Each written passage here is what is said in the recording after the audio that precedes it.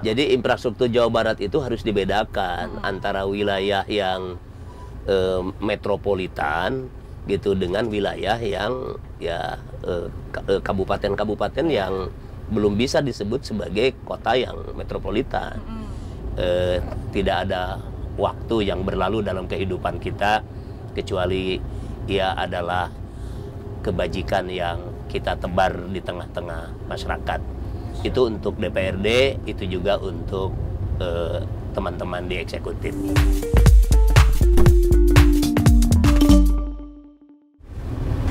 Assalamualaikum warahmatullahi wabarakatuh. Sampurasun. Fox Podcast Mobile kali ini barengan sama aku Vina Nurmarta, dan kita lagi jalan-jalan di salah satu kota kabupaten di Jawa Barat yang terkenal dengan sandal tarumpah, ada anyaman, apalagi ya, payung gelis. Tahu ya? Ya, Kabupaten Tasikmalaya. Oh, dan sekarang di depan Vina sudah ada wakil rakyat dari DPRD Provinsi Jawa Barat yang tentunya berasal dari Tasikmalaya, Dr. Andes Kiai Haji Tetep Abdul Latif. Assalamualaikum warahmatullahi wabarakatuh, Pak Tetep. Waalaikumsalam warahmatullahi wabarakatuh. Bapak seger bener. Alhamdulillah. Alhamdulillah. Memang seger bener itu trennya PKS. Oh iya, karena memang partainya Bapak ya dari PKS itu ya. seger bener. Seger bener. Kayak Bapak memang selalu seger bener kayaknya. Alhamdulillah, alhamdulillah. Bapak, kalau ngomongin nanti kita bakal ngobrol-ngobrol ya, tapi sebelumnya Vina punya beberapa fakta menarik, fun fact tentang Bapak. Iya. Oke, yang pertama nih, katanya Bapak itu adalah anggota DPRD Jabar yang memang seneng banget ingon-ingon, beternak. Iya, benar Pak? Ya, kadang-kadang lah. Iya, tapi punya peliharaan gitu. Ya, tapi saya mah ternaknya cuma ternak ikan. Ternak ikan. Ikan, tapi dulu pernah kambing, pernah juga sapi gitu ya. Ikan banyak Pak di rumah atau? Di rumah aja. Di rumah aja. Dan saya selama ya punya peliharaan ikan itu nggak pernah dapat untung. Oh, jadi untung buat ini aja, kesenangan Bapak aja. Ya, buat makan keluarga saja gitu. Dan ya ngasih saudara-saudara, ngasih teman, Alhamdulillah, ngasih konstituen. Tuh mah banyak. Jadi Pak, saya nanam ikan banyak, tapi nggak pernah ngejual. Oh, jadi berbagi. Iya, dibagi aja. Alhamdulillah, bermanfaat ya Pak ya. Alhamdulillah. Berarti kambingnya juga berbagi Pak? Ya, kambing mah cuma sedikit sih sebetulnya. Itu mah iseng-iseng aja. Iseng-iseng aja. Sapi masih ada sekarang? Ya, 1-2 lah. Oh, 1-2. Dikasih nama nggak Pak kalau punya sapi gitu? Enggak. Oh, enggak ya? Iya, oh, biasa aja. Ikannya ikan apa Pak yang di ini? Dulu pernah favoritnya ikan gurame. Ikan gurame. Belakangan pernah juga bawal. Pernah lele gitu ya. Kemudian juga sekarang ikan nila. Ikan nila. Dari mulai nila nirwana dulu itu gitu ya, sampai sekarang black prima. Black prima. Ya, itu jenis lah itu ya, jenis ikan. Oh, tapi yang bisa dimakan atau ikan hias? Bisa dimakan. Oh, bisa dimakan. Iya. Dan itu bisa gede gitu, bisa hampir sebesar gurame lah. Bisa 2-3 kilo. Enak tuh Pak kayaknya. Ya, enak. Berarti kapan-kapan main ke rumah Bapak ya? Boleh. Makan apa tadi? Black prima. Black prima. Iya. Kirain Blackpink. Terus nih, fakta yang kedua nih Pak. Ya. Bapak juga ini adalah anggota DPRD Jabar yang aktif berdakwah. Oh, Masya Allah. Ya. Ini infonya nih Pak, dakwahnya bukan sekitaran Tasik aja, tapi kayaknya udah melanglang buana kemana-mana. Paling jauh Pak kemana? Ya, paling jauh saya pernah ke Aceh, pernah ke Kalimantan, gitu. Se-Indonesia berarti apa ya? Iya. Oh. Pernah ke Aceh, ke Kalimantan, ke Sulawesi, ke Maluku pernah.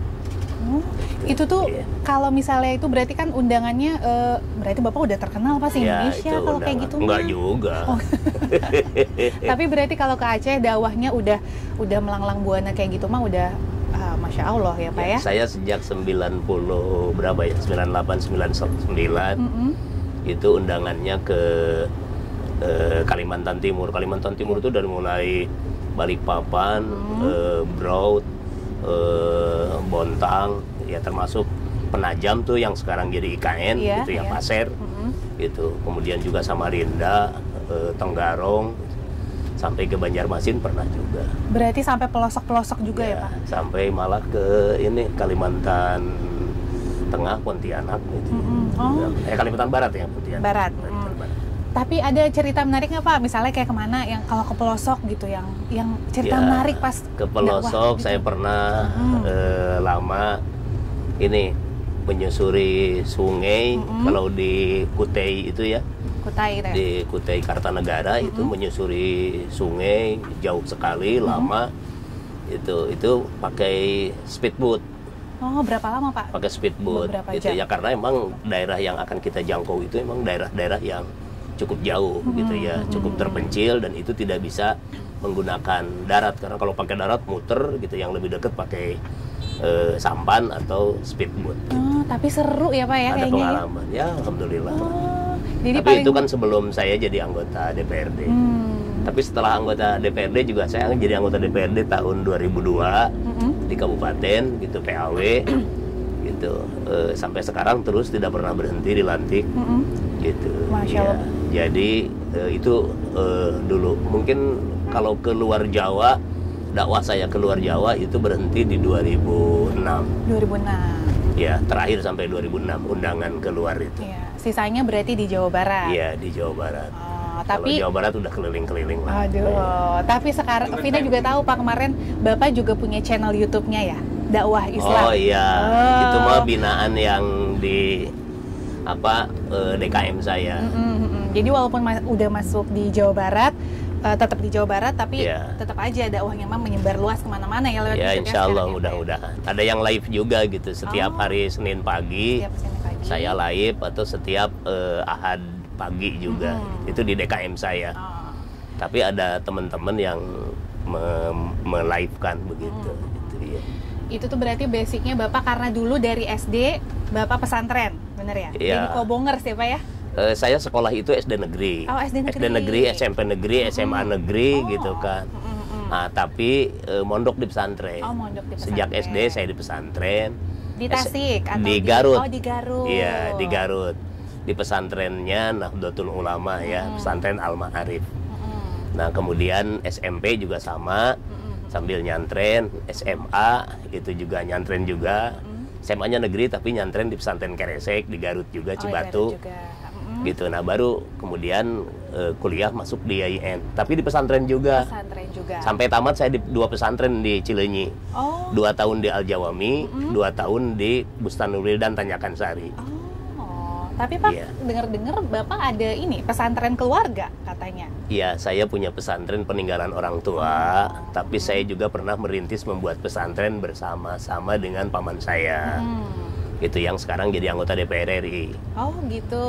Sekarang berarti sudah berjalan pesantrennya. Iya, alhamdulillah. Santri sekitar 200-an lah. Di Tasik apa di Garut? Di Tasik. Oh, di Tasik. Ya, di Tasik. Tapi Pak, kalau boleh tahu ya, kan Bapak punya pesantren, ada pesantren keluarga. Ya. Tapi Bapak pesantrennya di luar. Ya. Kenapa nggak mondok di rumah? Kok di rumah? Ya. Di pesantren sendiri, kenapa Pak? Biasa begitu. Jadi gitu. tradisi pesantren itu, kalau seorang kiai punya anak gitu ya, dulu bapak saya kiai, kakek saya kiai, itu biasanya kalau belajar di orang tua sendiri, itu biasanya kurang serius lah ya.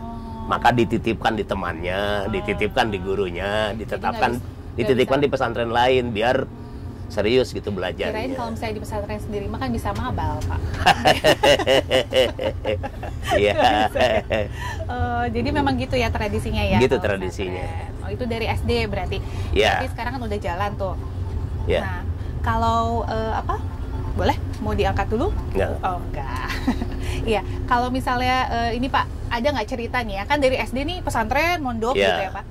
Biasanya kan Vina kalau denger-denger teman-teman nih cerita pesantren, itu ada aja ceritanya gitu Pak kalau di pesantren. Bapak juga pasti punya lah dari SD, SMP, apalagi pesantren zaman dulu sama sekarang mungkin agak beda kali ya Pak? Iya, beda. Ada nggak cerita yang cerita uniknya sih kalau pesantren, memang dulu itu kan yang namanya pesantren itu kita didewasakan. Gitu. Ya kalau masih kecil sih saya nyantren karena di tempat saudara gitu ya, di uak dan di kakek gitu. Jadi kita tidak masak sendiri. Tapi kalau sudah SMA itu kita masak sendiri. Oh. Nah, kadang-kadang ada sukanya juga, tapi ada sedihnya juga. Sedihnya kenapa, Sedihnya kadang-kadang itu kan kita berangkat ke sekolah, gitu pagi-pagi belum sarapan, tapi kemudian balik nggak keburu makan, gitu ya. Itu Pak, itu iya, nggak keburu makan. Kadang-kadang makan sore gitu ya, asar gitu, dan itu harus masak sendiri. Gitu SMA ya Pak ya? Iya, harus ngaliwet sendiri istilahnya. Ngaliwet. Iya. Berarti kayaknya Bapak itu jadi ini ya, ngaliwet tuh emang setiap hari itu ngaliwet gitu Pak? Iya, kalau di pesantren begitu, ngaliwet. Tapi juga kalau di pesantren kadang-kadang tidak sendiri ngaliwet. Kita bareng-bareng urunan. Gitu, satu orang satu cangkir gitu kan. Itu barengan, nanti siapa yang tugas masak nasinya, siapa yang buat lauk pauknya, gitu nanti digabung gitu kan, kemudian bareng-bareng. Gitu. Ada yang tugasnya makan doang nggak Pak? Ada, istilahnya kalau di pesantren nopel istilahnya. Oh ada? Iya. Nopel apa gitu. nopel? Ya nopel tuh nimbrung. Oh ikut gitu. Nggak ikut urunan tapi ikut makan. Saya kalau masuk pesantren kayaknya jadi nopel. Kalau mau jadi novelis nggak apa-apa. Novelis ya itu Pak. Penulis dong nanti Pak. Novelis kan penulis. Ada lagi nggak Pak? Katanya kalau misalnya di pesantren nih, denger-denger nih, ada nggak cerita kayak misalnya teman Bapak nih dijailin gitu Pak? Dijailin sama siapa gitu? Mungkin sama Bapak atau? Ya mungkin ada gitu ya. Tapi ada. kalau selama saya nyanten sih, kalau saya kayaknya belum pernah dijailin orang lah ya. Gitu. Belum pernah diusilin orang gitu. Jangan Bapak yang usilin. Iya, mungkin aja bisa. Tapi rasanya nggak pernah. Tapi kalau ada pengalaman teman kita ya, pengalaman teman kita ada yang kelahi, ada yang tengkar, ada yang saling pukul, biasalah.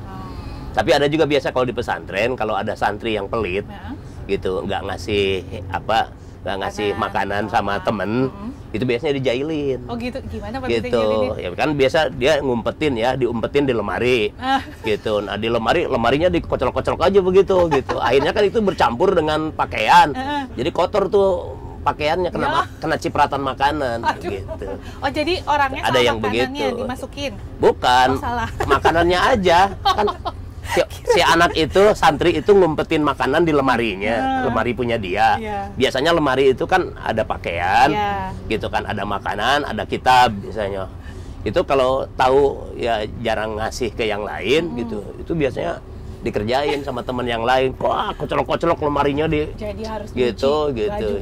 Iya, kotor tapi biasanya. Seru ya Pak ya? Ya itu serunya. Nah tapi kalau misalnya ngelihat nih Pak, pesantren zaman dulu nih kan sama sekarang ini bedanya apa Pak? Ada tantangan tersendiri nggak untuk pesantren sekarang? Ya mungkin kalau tantangan kan kapanpun akan ada gitu ya, karena itu adalah bagian dari kehidupan gitu. Cuma mungkin model tantangannya berbeda. Kalau dulu kita harus harus masak sendiri gitu kan. Kemudian kalau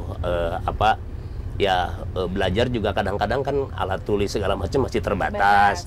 Bekal juga kadang-kadang terbatas. Pandai-pandainya kita, kadang-kadang saum karena kurang bekal.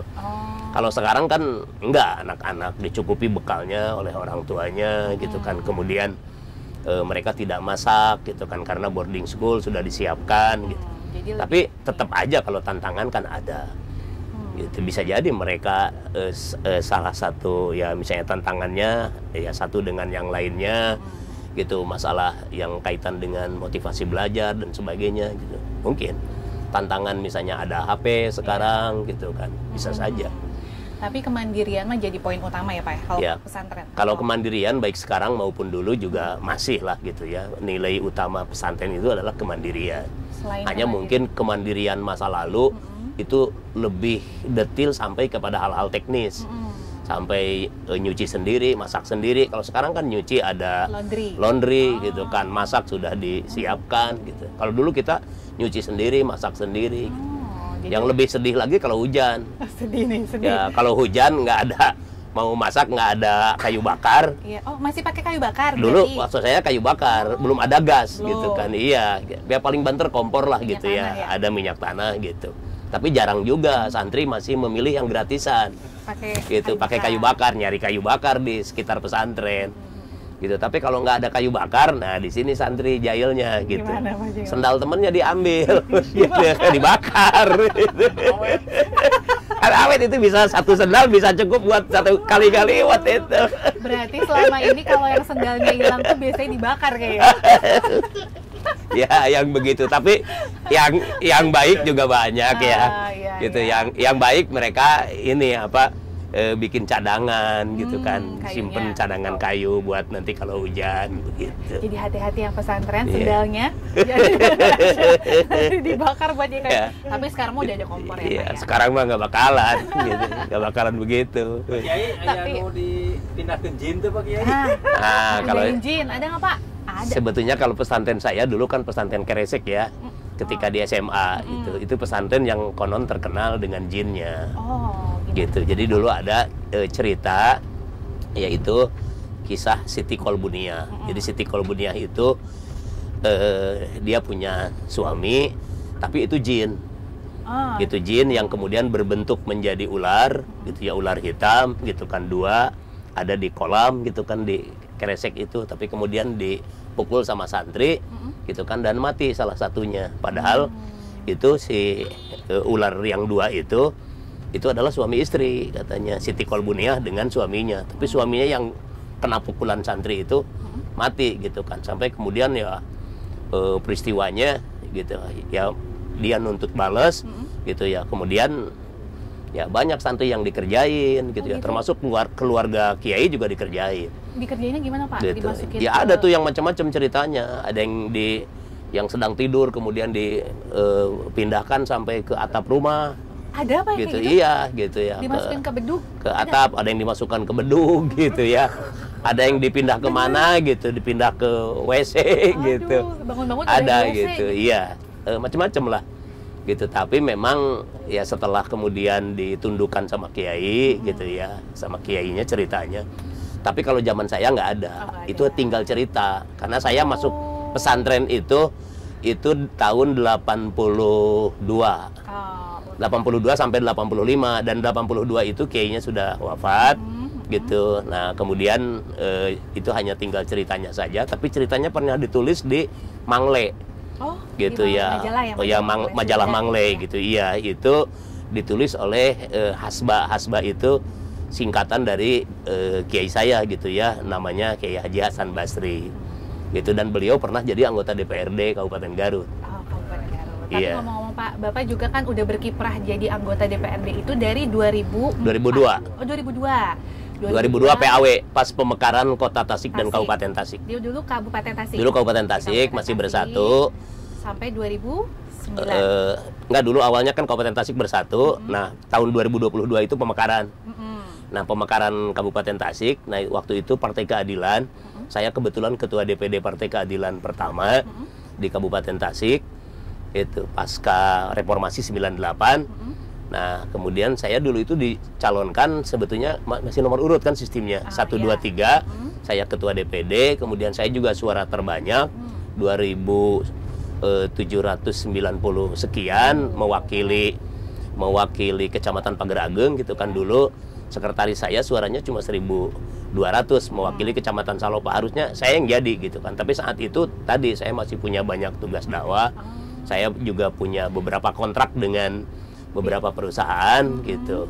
Saya juga ngajar di Bandung gitu. jadi- Ya, di beberapa sekolah tinggi, di beberapa universitas. Nah, jadi saya belum siap jadi anggota DPRD. Jadi pilihannya saat itu. Jadi pilihannya saya tetap dengan posisi sebagai dosen gitu ya. Kemudian juga dakwah gitu, dan tidak masuk parlemen. Nah, yang masuk parlemen sekretaris saya. Tapi Akhirnya- begitu pemekaran kota kabupaten, Partai Keadilan dapat 1 juga di kabupaten. Di kabupaten dapat 1, kabupaten induknya di kota yang baru dapat 1 juga. Saya awalnya suruh masuk ke kota, tapi karena saya berasal dari Ciawi, wilayah kabupaten, saya minta udah saya di kabupaten aja. Akhirnya saya PAW di kabupaten. Nah, Pak Ade Ruhimat kemudian di PAW. Nah, setelah PAW pengisian di kota, baru beliau masuk lagi ke kota. Oh, jadi Bapak sampai tahun di Sampai tahun 2002 sampai tahun 2009. 2009 ya Pak ya. Iya. Terus 2009 lanjut 2009 DPD lanjut ke provinsi. sampai sekarang. Sampai Berarti sekarang. udah 20 tahunan ya Pak ya. Ya, dan sekarang mudah-mudahan masuk lagi. Alhamdulillah, mudah-mudahan ya. Berarti lagi nunggu kan ya sekarang ya Pak ya? Iya, kabarnya sudah ada informasi. Alhamdulillah. Tapi Pak, kalau misalnya ngomongin di sebagai anggota DPRD Provinsi Jawa Barat, kan sekarang Bapak menjabat sebagai Ketua Komisi 4 DPRD Jawa Barat ya, pembangunan ya Pak ya? Iya. Nah itu dari ini kan udah sisa masa jabatan nih sampai 2024. Ini apa pembangunan Jawa Barat nih seperti apa Pak di sisa masa jabatan Bapak sekarang? Ya sebetulnya masih banyak ya yang belum selesai gitu dari target-target RPJMD juga.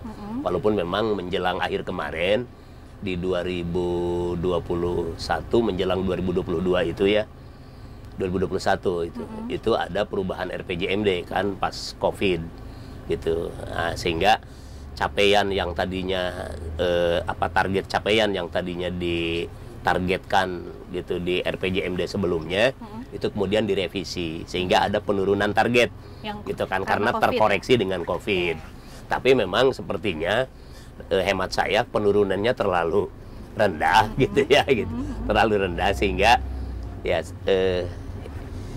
masih banyak agenda yang harus diselesaikan sekarang gitu ya karena target yang terlalu rendah. Ya, kalau targetnya diturunkan seperti itu memang akan tercapai. Ketika dievaluasi alhamdulillah tercapai gitu kan. Tapi ketercapaian itu kan ya apakah memang kinerjanya yang bagus atau memang targetnya yang terlalu rendah gitu ya. Sebetulnya masih debatable ya gitu tentang apakah karena targetnya yang terlalu rendah atau karena memang kinerjanya bagus gitu. Tapi secara umum sih kinerja ASN di Jawa Barat ya alhamdulillah lah gitu membuat kita senang dan berbahagia lah. Tapi memang idealnya seperti apa Pak kalau pembangunan Jawa Barat itu idealnya infrastrukturnya itu seperti apa gitu? Iya, jadi infrastruktur Jawa Barat itu harus dibedakan antara wilayah yang metropolitan gitu dengan wilayah yang kabupaten-kabupaten yang belum bisa disebut sebagai kota yang metropolitan gitu. Dan ya dulu juga sebetulnya ada perencanaan untuk metropolitan ya, Bandung Raya, kemudian Cirebon Raya, kemudian Bodebek Karpur gitu kan. Nah tetapi ternyata kita tidak bisa memetakan dengan standar yang 3 metropolitan itu karena ada wilayah-wilayah kabupaten gitu yang masih sangat jauh dari sisi APBD-nya juga APBD-nya kecil gitu sehingga mereka perlu sentuhan anggaran dan keberpihakan anggaran dari provinsi. Itu tidak bisa dipungkiri sehingga tingkat ketergantungan kabupaten kota itu terhadap bantuan provinsi memang masih sangat kuat gitu ya gitu. Itu kita lihat seperti itu sih. Kalau misalnya ini berarti kan itu nyangkutnya gini Pak, kalau ada beberapa kabupaten kota yang memang sekarang tuh fenomenanya katanya kalau misalnya kawasan industri pemerataan ekonominya juga lebih bagus gitu, meningkat. Nah itu kan ada beberapa keinginan kabupaten kota yang berpikir seperti itu gimana Pak? Ya sebetulnya kalau itu kebijakan daerahnya ya silahkan saja, sah-sah saja gitu kan, mereka menentukan itu tinggal mungkin apa kekurangan mereka gitu yang bisa dibantu provinsi. Nah provinsi harus sangat cermat untuk mengkaji aspek itu sehingga ketika kita memberikan bantuan itu tidak kemudian salah sasaran gitu ya. Salah sasaran gitu ya. Jadi tidak sampai kemudian salah sasaran karena ada beberapa yang kita lihat gitu ya seolah-olah bisa dibilang ya ditengarai dari hasil kajian itu semacam ya ini salah sasaran nih bantuannya gitu. Gitu. Harusnya dia sebetulnya mendapatkan bantuannya di bidang pertanian dan tanaman pangan misalnya gitu untuk meningkatkan swasembada pangan misalnya, produktivitas pangan, tapi ternyata kita malah memberikan bantuannya di aspek yang lain gitu. Seperti misalnya gitu ya, mohon maaf misalnya ternyata alun-alun yang kita bangunnya misalnya gitu. Tapi sejauh ini kecil nggak salah sasarannya tuh apakah banyak gitu atau memang hampir banyak? Ya tergantung dari sudut mana kita memandang gitu. Tapi sejauh ini masih terkendali lah. Masih terkendali. Iya, masih terkendali. Kalau misalnya kan kayak jadi tantangannya apa tuh Pak? Kalau misalnya ini tantangan dari segi itu tadi keinginan. Ya artinya kan gini, mungkin kan ada keinginan provinsi, ada keinginan kota kabupaten.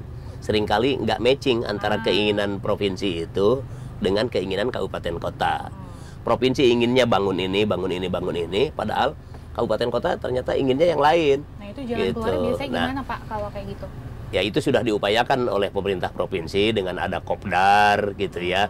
Kemudian juga dengan ada jaring aspirasi gitu kan oleh anggota DPRD baik komisi maupun fraksi gitu kan, turun ke lapangan, ada juga reses gitu kan.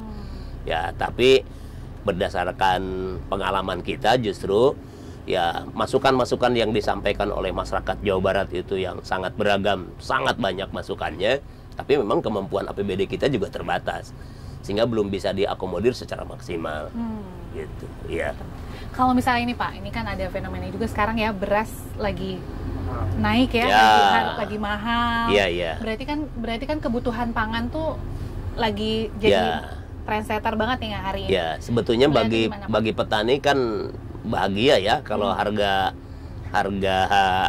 komoditi itu naik gitu. Tapi buat ibu-ibu mah ya bagi masyarakat secara umum gitu yang mengandalkan konsumsi beras misalnya ya dari padi itu emang agak berat. Dan sebenarnya disinilah sesungguhnya fungsinya pemerintah. Jadi harusnya pemerintah hadir, harga itu tetap tidak perlu diturunkan gitu ya. Kalau ke petani belinya gitu kan. Tapi pemerintah yang harus hadir memberikan subsidi sehingga harga beli masyarakat tetap disubsidi oleh pemerintah. Bagusnya seperti itu.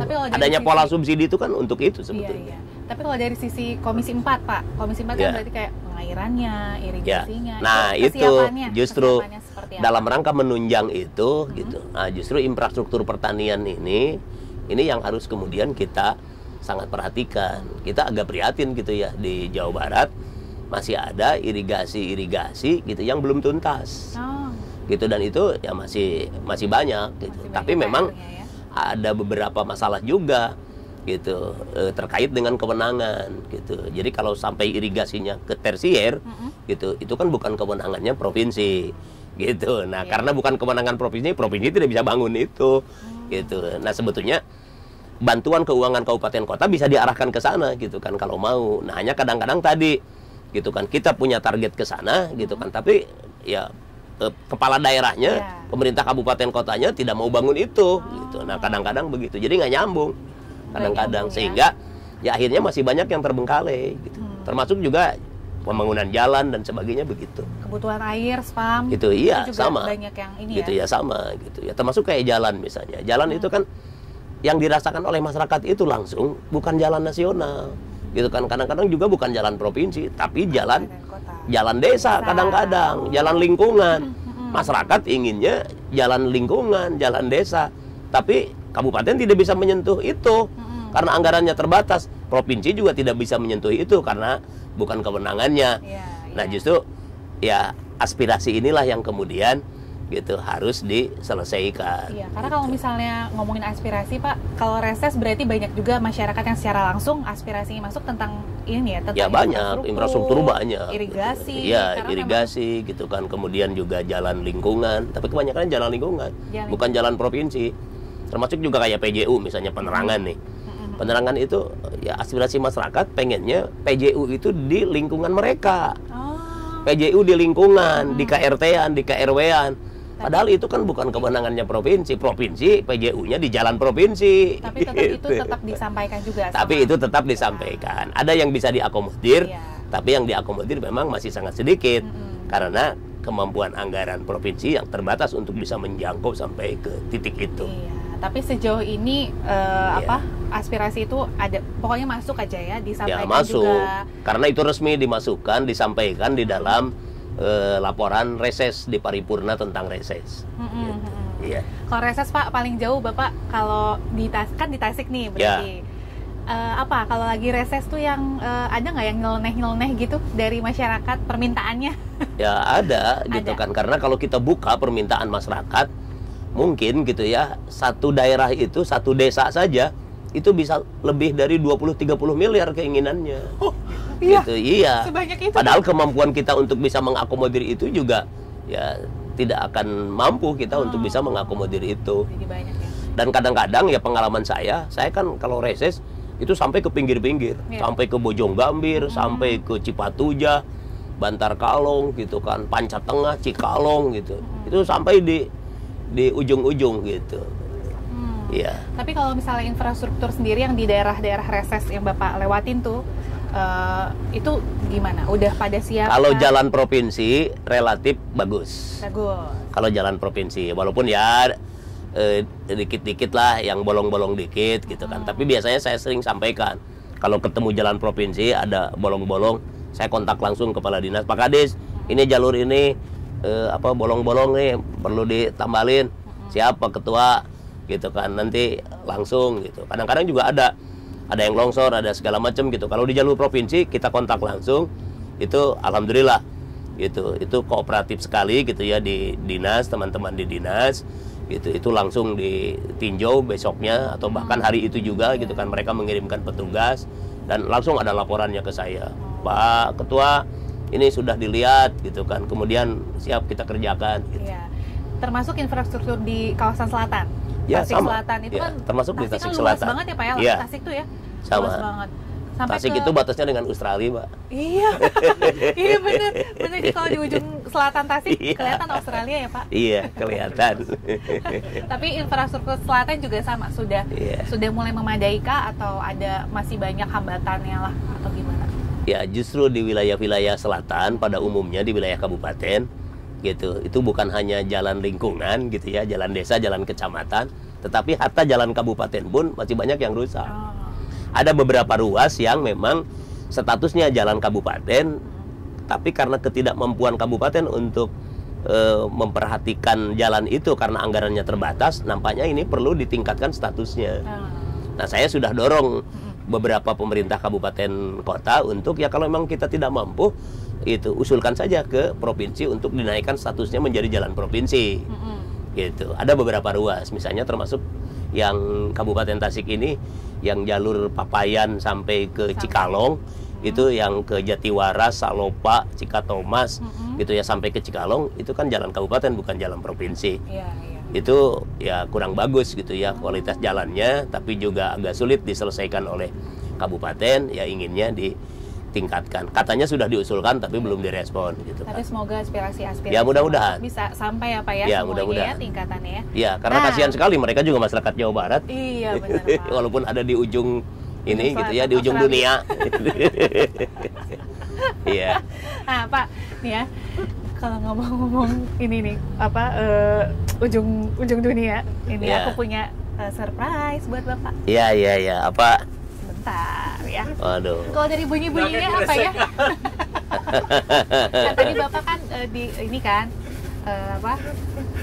kita lihat aja ya langsung ya. Tada. Apa itu teh? Buka aja. Salah lagi. Oke, kita buka nih. Tada. Ya, wih.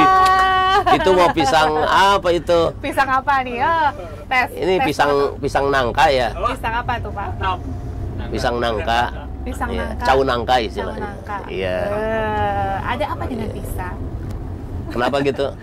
Ini infonya nih, Bapak nih suka banget sama pisang. Jadi kalau misalnya lagi jalan Oh, kemana-mana, iya. itu kalau ada tukang pisang, minggir dulu, belok dulu pasti beli pisang. Iya, pisang itu kan ya jenis buah yang memang cukup bagus ya, kadar kaliumnya juga bagus, gitu, dan sebetulnya murah, Betul. bisa didapat dimanapun. Kemudian sekali nanem pisang itu cukup sekali, tinggal dipindah-pindah aja gitu, asal ngurusnya bagus, nggak usah nanem berkali-kali, sekali nanem gitu kan, itu terus beranak pinak. Kalau saya biasanya pagi-pagi sebelum makan apa-apa ya makan pisang, tapi biasanya pisang Raja Bulu. Iya itu saya juga suka Pak. Ya, Raja Bulu kan enak. Tapi ada jenisnya Pak itu. Oh, ada lagi Ada jenisnya. beberapa jenis, ada pisang Raja Bulu merah, ada Raja Bulu putih. Nggak tahu saya kalau itu. Iya, itu. Sama kan kayak orang juga ada putih sama merah. Aku di cinta Indonesia dong ya. Tapi paling suka Raja Bulu. Raja Bulu. Raja Bulu yang enak. Dikolak teh apa ya yang enak dikolak? Oh, itu mau pisang tanduk atau istilahnya itu kalau di kita di Tasik itu pisang sasikap. istilahnya. Sasikat itu ya satu ini, Sesikat. cuma satu ini aja, satu apa? Satu iketan gini ya? Hanya satu Oh, tangkai kan gini kalau gitu. itu kan banyak ya. Mm-mm. Kalau yang kayak gini, kalau Gitu, sikat iya. itu cuma sedikit. Nah, satu tandan ini gini, hanya satu gini, satu tandan ini. Nah, kalau ada dua, kalau itu kita nanam kemudian jadi dua tandan begini, gitu, itu namanya cau bagja, pisang bagja. Pisang bagja. Kenapa bagja? Bagja itu bahagia. Oh. Jadi biasanya pisang itu keluarnya cuma satu, kemudian keluar dua, kan bahagia. Bahagia. Jadi cau bagja. Warem, Pak. Nah itu enak buat dikolek itu. Oh, enak. Jadi Iya, Bapak apalagi pakai kolang kaling. Enak itu. Dan di Tasik itu ada Oh, ada. paganan yang ini makanan khas kolak Tasik Iya, itu, kalau di iya. Tasik. Kolak kolektoran. Oh, saya mau makan nanti kesana. Iya, kolak kolektoran. Kesana ya. Iya. Bisa nanti sore. Iya. Bisa ya. Sore banyak ini. Jadi kalau selain pisang, apalagi Pak yang khas dari Tasik yang Bapak suka? Tasik. Makanan, bakso ya Pak ya, bakso.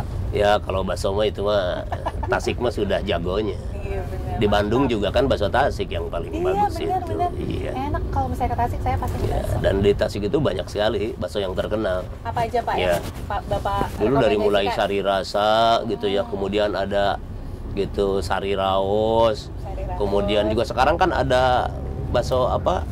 Bakso Japri gitu banyak ya. ya. Oh, banyak sekali. Sekarang macam-macam ya Pak bakso. Termasuk juga ya. bakso Solo. Bakso Solo. Bakso Solo tuh ramainya di Tasik. Iya. Di Solo nggak ada bakso Solo. Serius? Iya. Serius Pak? Iya, nggak ada bakso Solo. Sama kayak di Padang, nggak ada rumah makan Padang. Ya, adanya bunga Tanjuang. Gitu. Atau Bundokan Duang. Atau Dua Putri. Iya. Kalau di sini rumah makan Padang. Tapi hati-hati itu kalau ke Tasik, Mbak ya. Kalau ada orang meninggal, Iya. ada orang meninggal gitu. Itu di Tasik itu jangan diberitahu. Maksudnya? Ya jangan diberitahu. Tempe aja berarti. Enggak, karena nggak bisa makan orang meninggal. Untung aku mudeng loh ke sini. Iya, orang meninggal nggak boleh diberitahu. Kita mau apa bukan di Tasik aja.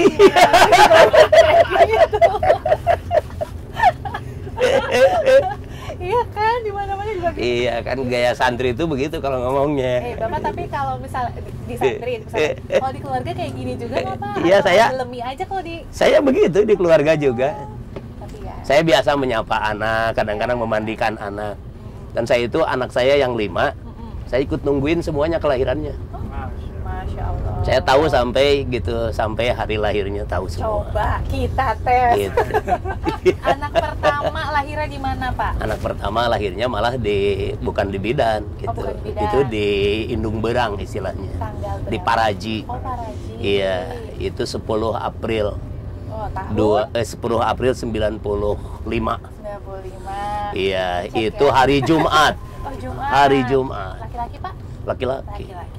Iya. Sekarang di luar ya Pak ya? Sekarang kuliahnya sudah selesai S2 di Jami'ah Urduniyah di Jordan. Di Jordan. Ya, jurusannya fikih wa usul gitu, dan beliau alhamdulillah saya bersyukur sudah hafid Quran. Masya Allah. Ya. Kayaknya 30 nggak cuma juz. satu aja yang hafid Quran. Ya, ada 2. Ada 2 ya Iya. Pak ya? Tambah menantu 1. Masya Allah. Karena saya sudah punya menantu 2. Berarti udah punya cucu. Iya, cucunya 4. Cucu 4. Iya. Waduh, ramai ya Pak kalau Ya, lebaran. ada cucu 4 dan ada cucu komisi 4. Cucu Suryati. Cucu. Kalau cucu yang di rumah bisa ditimang-timang. Kalau itu nggak Kalau bisa, cucu yang di nggak komisi 4 nggak boleh gitu. Nggak boleh, stop. Baong nih Bang. Pokoknya 5. Pokoknya family member. Cucu saya 4. Oh 4. Ya, anak saya 5. Anak 5. Tapi yang baru nikah baru 2. Oh yang 3 masih bareng sama Yang Bapak. 3 masih kuliah. Di Tasik semuanya. 1 di Ciamis di di teknik sipil. 1 lagi di Teliu, Telkom University, baru semester berapa sekarang? Semester 4. Nah, kemudian yang 1 lagi masih di pesantren. Masih kelas 10. Berarti nggak semuanya pesantren ya anak-anak Bapak? Semuanya pesantren. Oh, semua pesantren. Ya pernah nyantren sampai SMA. Gitu, tapi sudah SMA kemana-mana gitu jurusannya. Iya. Sampai SMA basicnya pesantren, dan alhamdulillah yang paling sedikit hafalan Qur'annya 12 juz setengah. Yang paling sedikit. Masya Allah, ya, luar biasa. Iya. Tapi kalau bapaknya belum tentu. Tapi biasanya Kalau anaknya kan 30 juz, bapaknya juz 30. Gak apa-apa Pak, yang penting kan itu ya, anak-anaknya jadi ini. Maksudnya kalau anak-anaknya baik, bagus, baik, ilmunya keren kayak gitu, bapaknya juga udah pasti lebih keren, bener nggak? Dan kalau saya itu kalau di keluarga Mbak, saya biasa gurau dengan anak-anak segala macam. Happy, bahagia, bawaannya senang. Ya, alhamdulillah. Alhamdulillah. Pastinya juga masyarakat Jawa Barat juga percaya lagi sama Bapak. Ya, alhamdulillah. Karena Bapak juga memberikan kebahagiaan terus sama masyarakat Jawa Barat. Ya, mudah-mudahan. Dan mudah-mudahan aspirasi-aspirasi Jawa Barat juga tetap disampaikan ke Bapak dan dibawa sama Bapak ke mudah-mudahan. DPRD Jawa Barat ya, mudah-mudahan. Bapak, closing statement dulu. Karena udah nggak kerasa ini udah berapa lama nih? Siap. 2 hari 2 malam nih. Iya. Udah hampir sehari penuh ini. Iya. Siap. Mangga Pak. Jadi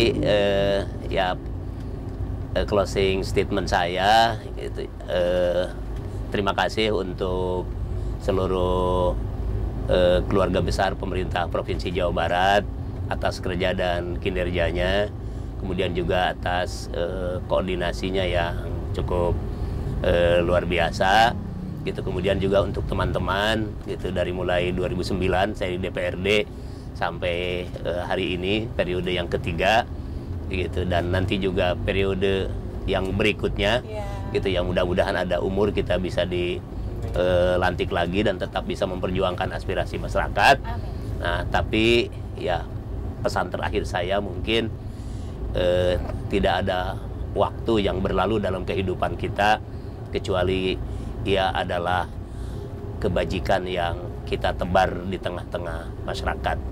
Itu untuk DPRD, itu juga untuk teman-teman di eksekutif. Ada lagi Bapak? Ya, boleh pesan-pesan sudah saja. Buat kita, buat teman-teman yang di sini. Ya, untuk teman-teman juga ya tim tim apa nih? Tim podcast DPRD Provinsi Jawa Barat. Jazakumullah khairan, terima kasih luar biasa sudah menemani kami gitu, padahal di tengah suasana saum Ramadan kita. Ya, mudah-mudahan semuanya senantiasa diberkahi Allah Subhanahu wa taala. Terima kasih gitu. Dan ya sekali lagi mohon maaf gitu ya. Mudah-mudahan kita sekalian senantiasa ada dalam lindungan Allah Subhanahu wa taala. Semakin sukses gitu ya kalian semuanya, semakin sukses, dan mudah-mudahan kita juga sukses bersama di hadapan Allah Subhanahu wa taala. Amin ya rabbal alamin. Terima kasih Pak Tete. Ya, sama-sama, terima kasih. Kita udah dibawa keliling jalan-jalan ke Tasik. Ini daerah mana nih Pak kita? Tapi ngebahasnya belum kan? Belum. Belum boleh. Ini daerah mana nih? Saya juga kurang ini nih. Cihideng. Oh, Cihideng. Iya, ini Hajat Mustafa ya? Bukan? Iya kayaknya. Enggak tahu. Pokoknya di Tasik, di kota. Oh iya. Oke Bapak, alhamdulillah, terima kasih Bapak. Ya, sama-sama. Bapak juga mudah-mudahan selalu sehat. Ya, amin. Salam baktos untuk seluruh keluarga. Insya Allah. Dan juga warga Tasik ya, semuanya. Nah, tapi Pak, sebelum kita tutup, nih ada games dulu nih. Ya. Gimana? Jawab cepat. Ya. Ya, nanti pokoknya Vina kasih pilihan, Bapak jawab ya. Kalau ada alasannya kenapa nanti jelasin ya. Oke. Ini dia, jawab cepat. Liwet atau tutuk oncom? Liwet. Kopi atau teh? Kopi. Futsal atau badminton? Futsal. Ikan atau domba? Ikan. Yang terakhir, legislatif atau eksekutif? Selama ini legislatif. Berarti ada kemungkinan? Tergantung. Tergantung yang nunjuk kan. Ya, pokoknya dimanapun berada Bapak, mudah-mudahan bisa memberikan manfaat untuk orang banyak. Amin. Saya Vina Nurmata dan juga teman-teman dari podcast undur diri. Terima kasih Fox Podcast Mobile, Humas DPD Juaranya. Assalamualaikum warahmatullahi wabarakatuh. Waalaikumsalam warahmatullahi wabarakatuh.